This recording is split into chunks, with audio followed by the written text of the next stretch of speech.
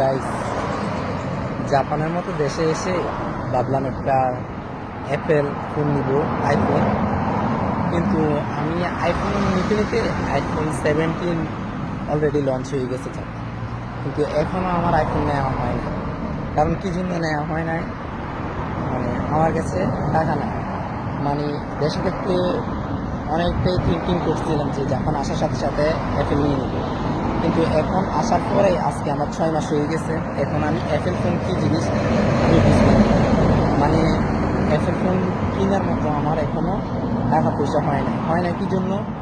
আমার যে টাকা পাই এই টাকা আমার মাসিক খরচে হয়ে যায় তার চেয়েও বেশি, প্লাস আমার আরও ধার নিতে হয়। এই জন্য মানে আর অ্যাপেল কেনার চেয়েও একটা বিয়ে করে নেওয়া সবচেয়ে বেটার। কারণ একটা অ্যাপেল মোবাইল এখানে 70 প্রো ম্যাক্সে ছিল প্রায় 2 লাখ সামথিং, 2 লাখ হচ্ছে একটু বেশি।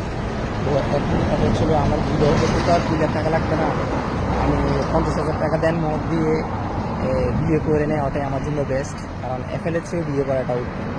কারণ আইফোন কিনে আমি যতটুকু ফিল পাবো যে হাতের মধ্যে আইফোন আছে, কিন্তু আমার পাশে যদি একটা বই থাকে তার চেয়ে আমি বেশি ফিল পাবো। তাই মানে আইফোনের চিন্তা বাদ দিয়ে আপনাদের সবাইকে বলতেছি, আইফোন কেনার চেয়ে একটা বিয়ে করে নেন, এটা সবচেয়ে উত্তম হবে। প্লাস আইফোন হাতে করে পকেটে থাকবে, কিন্তু আপনার বই আশেপাশে থাকবে। প্লাস আপনার জীবনসঙ্গী নিয়ে আপনাকে সব দিক দিয়ে টেক কেয়ার করবে। মানে টেক কেয়ার হচ্ছে একেবারে সব কিছু জব করে আসবে, পাশে কিন্তু আপনার জন্য রান্না করে রাখবে। আমার হাজব্যান্ড আশেপাশে জব করে, সে কী খাবে না খাবে এরকম একটা টেনশন থাকবে। তাই আইফোন এরকম আপনার টেক কেয়ার করবে না। আইফোন কিনলে আপনার আরও খরচ লস পড়ে।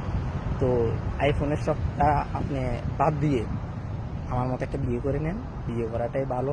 আর আপনার জীবনসঙ্গীটা আপনার সব দিক দিয়ে টেক কেয়ার করবে।